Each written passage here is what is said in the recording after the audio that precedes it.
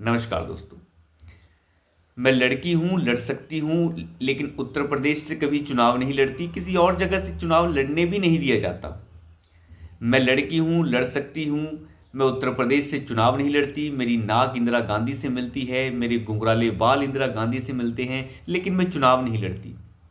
ये सारी अफवाहें जो हैं फैलाई जाती रही हमेशा ही प्रियंका वाड्रा के लिए कि वो चुनाव लड़ेंगी, ये ऐसी होंगी, वैसी होंगी, इंदिरा गांधी की तरह है, आवाज़ इंदिरा गांधी की तरह है, फलाना है, ढमकाना है, लेकिन कभी चुनाव नहीं लड़ती। ये एक ऐसी चीज़ जो है गांधी परिवार के अंदर अब नई शुरू हो चुकी है, जो अब अमेठी और रायबरेली में देखने को मिल रही है। ये पूरा परिवार जिसमें अमेठी बहुत अहमियत रखता है। अमेठी की वो लोकसभा सीट जहां से संजय गांधी ने शुरुआत की, राजीव गांधी ने शुरुआत की, सोनिया गांधी ने शुरुआत की, राहुल गांधी ने शुरुआत की, उस सीट को छोड़कर अब ये कहीं और चले गए हैं।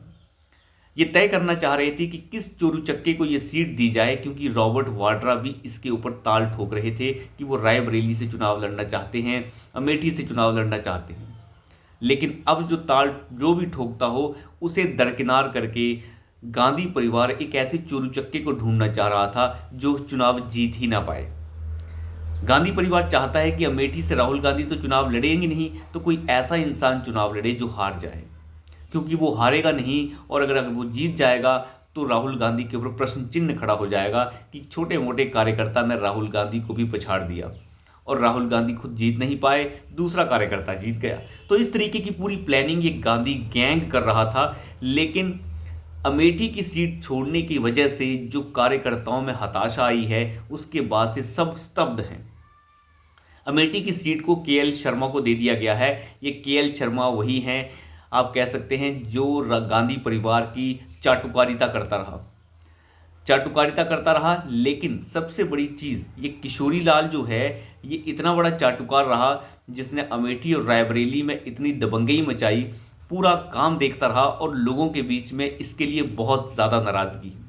उसे जो है अमेठी से टिकट दे दिया गया, और खुद रायबरेली से राहुल गांधी चुनाव में उतर गए हैं। ये गांधी परिवार जो चुनाव के नामांकन भरने के आखिरी दिन के आखिरी घंटे में जाकर नामांकन कर रहा था। अंदाज़ा लगा के देखिए कितना डर और खौफ का माहौल है इन चोरू चक्कों के बीच में। ये कहते हैं कि डरो मत, डर कर मत भागो, मोदी डर गया, फलाना हो गया। खुद इनके हालात जो हैं इतने खराब हो चुके हैं कि सोनिया गांधी रायबरेली छोड़कर राजस्थान से राज्यसभा में चली गई, राहुल गांधी अमेठी छोड़कर वायनाड चले गए, और अब अमेठी के बाद वो पहुंच गए हैं रायबरेली, और वो भी 2 सीटों से अब चुनाव लड़ेंगे। आपको आखिर 2 सीटों से चुनाव लड़ने की आवश्यकता ही क्या थी? पिछली बार आप लड़े, खैर हार गए, कोई बात नहीं। इस बार आप वायनाड से अगर सांसद हैं तो वायनाड से ही चुनाव लड़िए। लेकिन नहीं, वो दोनों जगह से चुनाव लड़ना चाह रहे हैं, वो छोड़ना नहीं चाह रहे रायबरेली को। लेकिन रायबरेली से भी उनकी हार बहुत ज़्यादा सुनिश्चित हो चुकी है, क्योंकि रायबरेली से पिछली बार जो है, जब सोनिया गांधी चुनाव लड़ रही थी 2019 में, तो उनका मार्जिन 1 लाख के आसपास आ गया था। तो इस बार जो है सोनिया गांधी के लिए बहुत बड़ी दिक्कत है। हालांकि राहुल गांधी आखिरी वक्त तक इंतजार कर रहे थे कि भारतीय जनता पार्टी किसको उतारती है, और भारतीय जनता पार्टी ने उसी को उतार दिया जो पिछली बार प्रत्याशी था। हालांकि राहुल गांधी को शक था कि यहाँ से अदिति सिंह को न उतार दिया जाए, क्योंकि अदिति सिंह और उनके जो पिताजी थे अखिलेश प्रताप सिंह, उनकी बहुत बड़ी अहमियत थी रायबरेली सीट की। रायबरेली में उनका रुतबा था, किसी समय वो कांग्रेस के साथ थे, और वहाँ की सभी विधानसभा सीटों के ऊपर बहुत ज़्यादा रुतबा है अदिति सिंह का भी। लेकिन अदिति सिंह को चुनाव में नहीं उतारा गया। अगर सोनिया गांधी वहां से उतरती तो हो सकता है अदिति सिंह को वहां से उतारा जाता, तो जो भाजपा की फिलहाल विधायक हैं, लेकिन ऐसा नहीं किया गया। इसलिए राहुल गांधी ने आखिरी वक्त में थोड़ी सी हिम्मत बांधकर वहां से चुनाव का पर्चा भर दिया है। लेकिन रायबरेली में हालात अब वो नहीं है। रायबरेली के बहुत से विधायक आपको पता हैं, जिन्होंने अभी, एक विधायक ने तो भाजपा का दामन जो है थाम लिया है, जो सपा के विधायक हैं। दूसरे सपा के विधायक वो हैं जिन्होंने अभी अगेंस्ट वोटिंग की थी सपा के, जब राज्यसभा के चुनाव हो रहे थे। तो एक तरीके से आप देखें तो रायबरेली में माहौल वो नहीं है जो पहले था, और मुझे लगता है कि अमेठी के बाद अगर रायबरेली से भी राहुल गांधी हार जाते हैं तो इसमें कोई बहुत बड़ी बात नहीं होगी। ये बिल्कुल तय माना जाए कि वो हारने के बिल्कुल करीब हैं। और दूसरी बात, हार का दूसरा सबसे बड़ा कारण जो बनेगा वो बनेगा केएल शर्मा। किशोरी लाल चोरू चक्के जैसों को जब टिकट दिया गया, जो इंसान पिछले 20-25 साल से जो वहाँ पे ड्रामा कर रहा है और साथ ही साथ वहाँ का जितना भी फंड है उसे मिसयूज़ कर रहा है, गांधी परिवार का बहुत वफादार है, चाटुकार है और उसके प्रति बहुत बड़ी नाराज़गी है अमेठी के अंदर भी और रायबरेली के अंदर भी। तो उससे टिकट देना जो है भारी पड़ सकता है यहाँ पे कांग्रेस को, क्योंकि लोगों के बीच में एक तरीके से आप कह सकते हैं बहुत ज़्यादा गुस्सा है उस व्यक्ति के प्रति, क्योंकि वो गांधी परिवार के उस फंड को इस्तेमाल करता रहा जहाँ पर जो फंड अमेठी और रायबरेली के लिए आता रहा। तो उस इंसान को टिकट देना जिसकी कोई राजनीतिक अहमियत नहीं है, वो और ज़्यादा गहरा और गंदा संदेश जो है कांग्रेस पार्टी के लिए दे रहा है।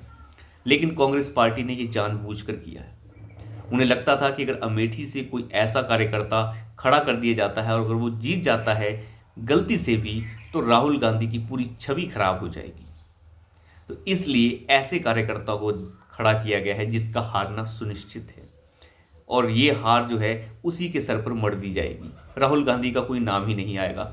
रायबरेली से थोड़े बहुत चांस है जीतने की, इसलिए टिकट राहुल गांधी को वहां से दे दिया गया, और वो भी आखिरी वक्त पे। कल जब परिवार वो पूरा का पूरा जो है एक स्पेशल चार्टर्ड प्लेन से रायबरेली पहुंचा, सारी कुर्सियां खाली थी, कोई मिलने नहीं आया था, कुछ नहीं था। सारे के सारे जो दरबारी पत्रकार हैं जो अमेठी में दरबार लगाकर बैठे थे कि राहुल जी आएंगे, हमारे राजा आएंगे, हमारे साथ मिलेंगे, कोई नहीं आया। सबको रायबरेली जाना पड़ गया, और रायबरेली गए सारे दरबारी पत्रकार, क्या करते, मजबूरी भी थी जाना। लेकिन कुल मिला के अगर आप देखें तो सोनिया गांधी से लेके, खड़गे से लेके, वाड्रा से लेके सब के सब वहाँ पर परेशान से महसूस हो रहे थे। ऐसा लग रहा था कि इतनी फटकार पड़ी है कि दर दर भटकना पड़ रहा है। 543 सीटों में से एक भी सीट सुरक्षित नहीं लग रही है इस गांधी गैंग को। देखते हैं आने वाले वक्त में क्या होता है। तो अभी के लिए इतना ही, धन्यवाद।